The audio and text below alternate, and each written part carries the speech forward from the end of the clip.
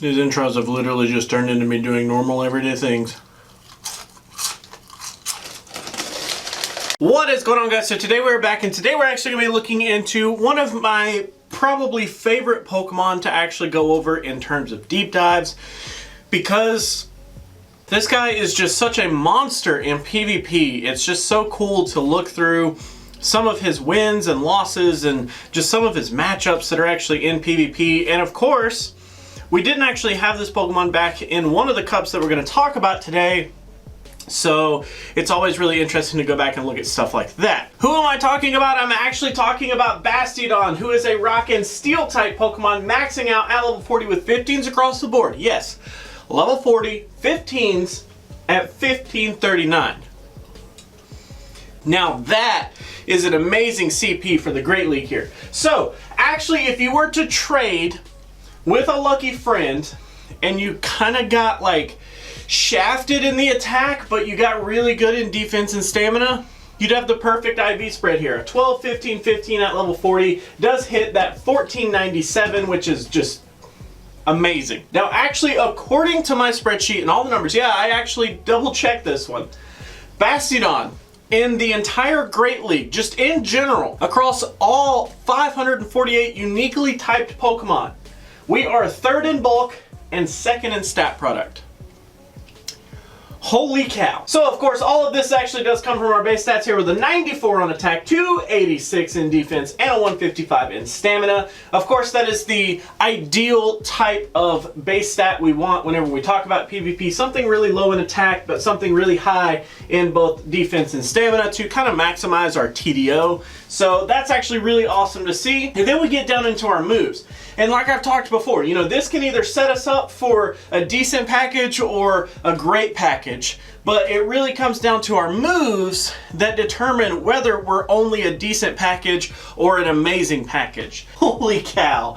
So Bastiodon ends up having Smackdown, Iron Tail here. Iron Tail is kind of a weird one. I can't really imagine too many situations where I would actually just flat out prefer it over Smackdown, because it actually does have just a little bit less energy per turn and a little bit less damage per turn. Smackdown definitely does make more sense. They both have stab, so it's not like we're losing out on stab in either one of them. But this extra energy and this extra damage per turn definitely just makes Smackdown so much of a better choice. And the primary role of Bastiodon, because Smackdown is so good, actually makes it just an insane target to the flying types. And we'll talk a little bit about that here in just a second. So definitely going to want to stick with Smackdown here in the fast move area. But down in our charge moves area, this is kind of interesting. So we actually have Stone Edge and Flamethrower here coming in for the same energy to fire. And then we have Flash Cannon for just a little bit more energy, only 10 more energy to fire, but it actually becomes the most damaging move that we have here after Stab.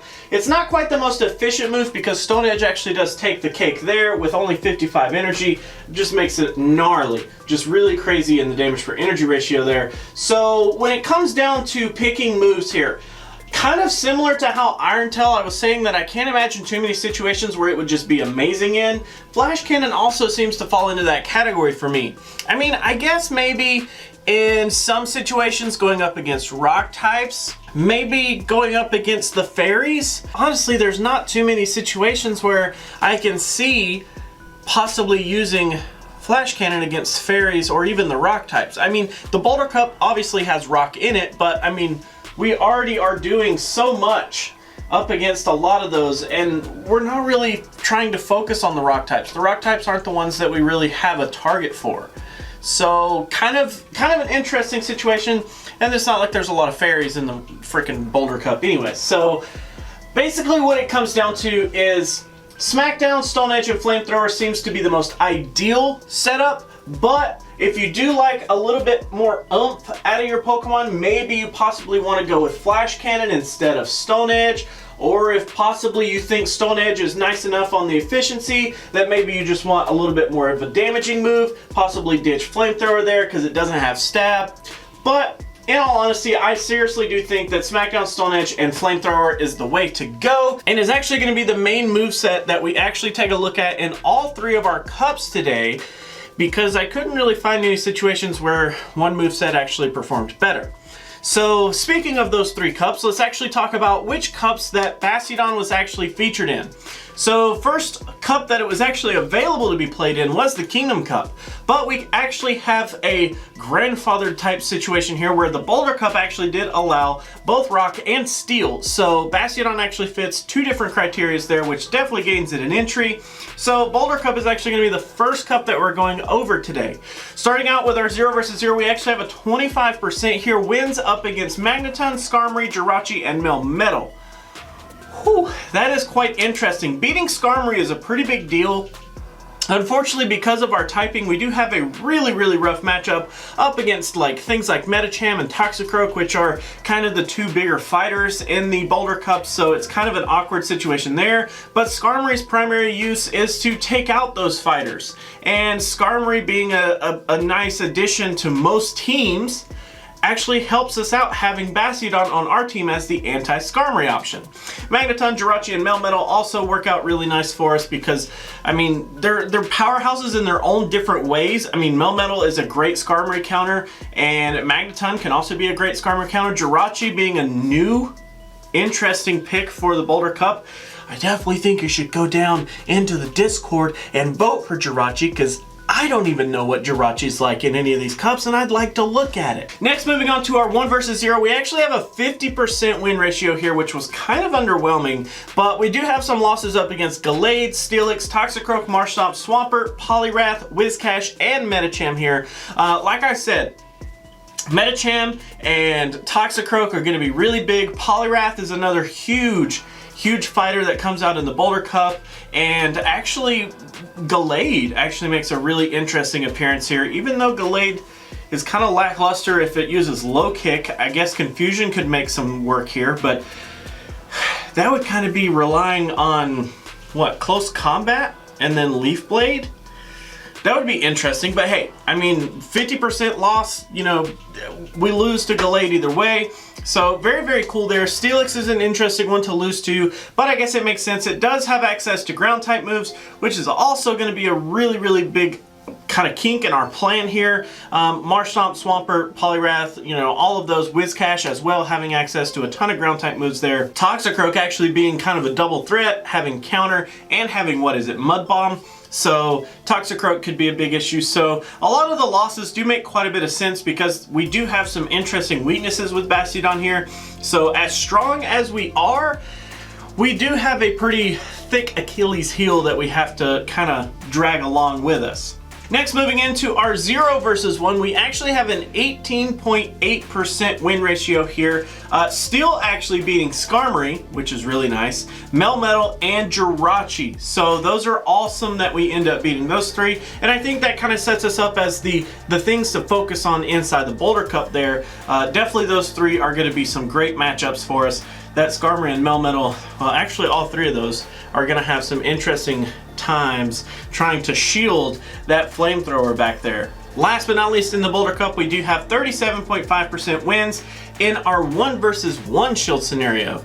So this one's always a really interesting one to me because I like to see whether we do better in the 1 versus 1 or the 0 versus 0.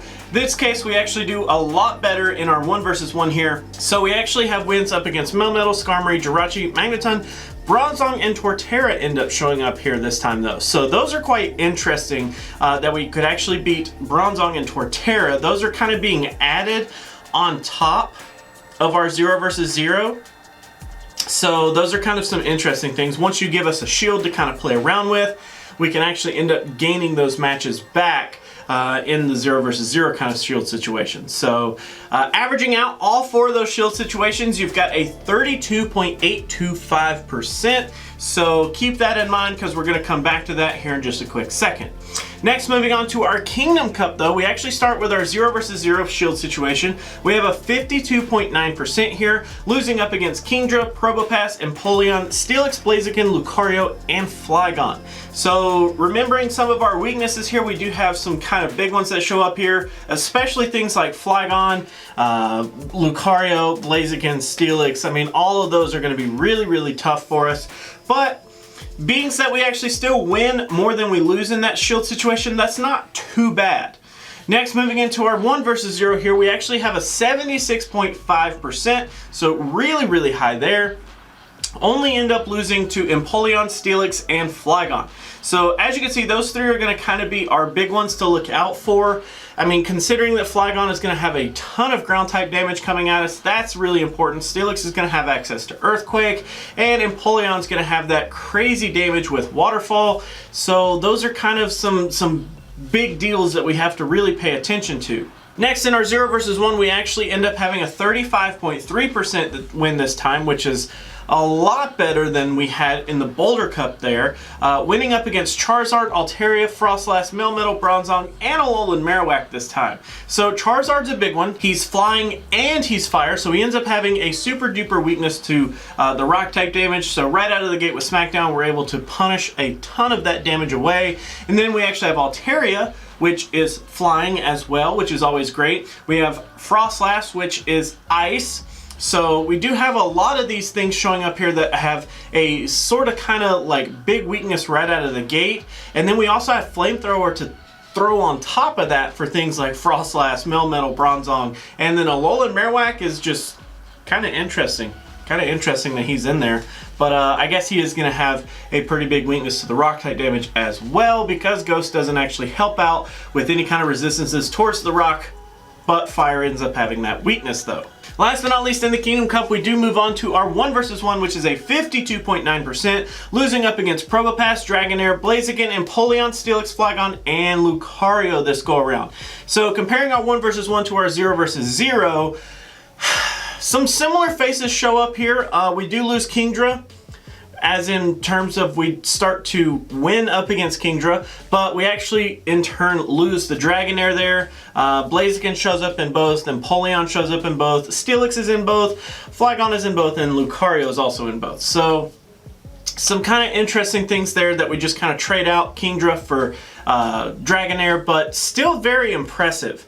And after you average all of those 4 shield scenarios together, you do get a 54.4%, which is quite high if I can't say so myself. So definitely keep that in mind, because after Season 1 Regionals, we're going to come back to that. Speaking of, starting off in our 0 versus 0 shield situation with Season 1 Regionals, we actually have a 73.9% here, losing up against Steelix, Medicham, Whiscash, and Quagsire, which, holy cow, that's actually really, really good. We actually end up moving into our 1 versus 0, which is very, very similar. We have an 82.9% here, but we lose up against the exact same Pokemon: Steelix, Medicham, Whiscash, and Quagsire.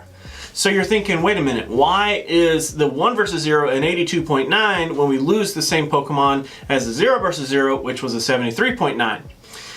Comes down to some ties here. In the 0 versus 0, we actually have 2 ties, whereas in the 1 versus 0, we just flat out win in those 2 scenarios. So we end up having a higher win percentage with the same amount of losses. So next, moving into our 0 versus 1, we actually have a 47.8%, the highest that we've seen all day, winning up against Skarmory, Charizard, Altaria, Alolan Muck, Skuntank, and Frostlass. Those are some crazy wins there, even though they have an extra shield up on us. Like we talked about in the Boulder Cup things, beating out Skarmory is great. Beating out Charizard is pretty good. I mean, Charizard has a pretty niche use case, but when he works really, really well. Altaria is a great one to be able to take out, because Altaria with Dragon Breath is just a crazy beast in itself. Alolan Muck, Skuntank only having weakness to ground type is pretty big, considering that we don't have any ground type moves to able to punish them. So it's great to see that we win those. And the Frostlass, which we've kind of mentioned back in the Kingdom Cup, kind of an interesting win, but definitely a formidable opponent there. But lastly, we move into our 1 versus 1 shield scenario with a 69.6%, only losing to Venusaur, Fortress, Steelix, Quagsire, Whiscash, and Medicham. So out of those losses, there's some interesting ones, but things like Steelix, Quagsire, Whiscash all have ground type moves to help kill us. Fortress actually kind of can be clumped in with that because it does have the Earthquake as well. Venusaur, it's just going to be an insane damage output there with Frenzy Plant, definitely with Vine Whip. It's going to be able to output tons of stuff. One thing that I can remember from my regionals is poison damage up against Steel is horrible. And if I'm not mistaken, up against poison, versus rock and steel would be even worse. So definitely want to focus on a ton of grass damage there, because if I'm not mistaken, it would at least be neutral. So that would actually work out really well for Venusaur. And Medicham, I mean, we all know and love our Medicham, so it makes no surprise that he's actually in that list as well. So averaging out all four of those shield situations, we actually have a 68.55%.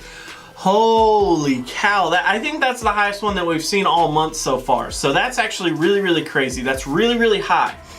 And sticking to the same format that I've used up till this point, Boulder Cup at a 32.825, kind of a meh kind of cup. I mean, I can see it being a niche use case up against Skarmory, up against, you know, Melmetal, and the other steel types you can kind of punish with your flamethrower. But outside of that, it has a really bad weakness to the fighting types, which are included in that cup. So it kind of makes it a big issue. Kind of a meh type situation. It could work in some teams, but it could end up bringing too much of a fighting type weakness to your team there as well.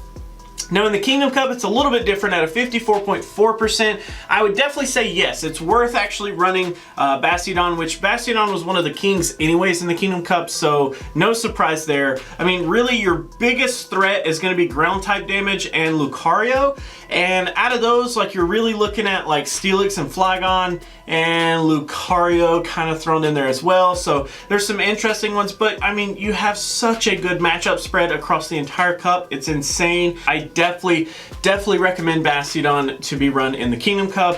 And then Season 1 Regionals at the highest one yet, 68.55, is a definite yes. That is a holy cow yes. I mean, Season 1 Regionals was really surprising to me. I did not think it was that high. I did not have Bastiodon whenever I went into Season 1 Regionals, so I don't have any like personal experience using it there, but I did not even realize that it was that dominant in Season 1 Regionals. So it's crazy to think about like winning up against tons of these Pokemon that are featured in Season 1 that just end up having big problems with Bastiodon, and it's insane.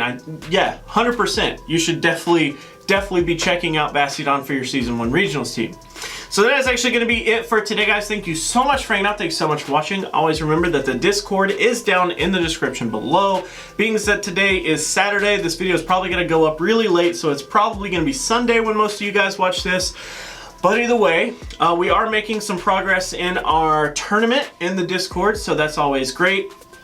I hope to have everybody in a room in the next 48 hours, depending on when you watch this video. Hopefully by the end of Monday, I do hope to have everybody in a room and start you guys trading gifts and stuff like that.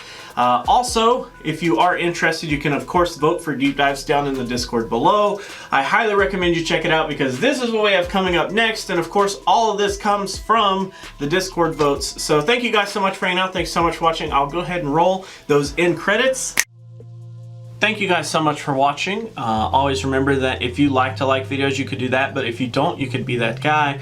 Otherwise, let me know what you have to say down in the comments below about the video. I do highly appreciate you guys watching.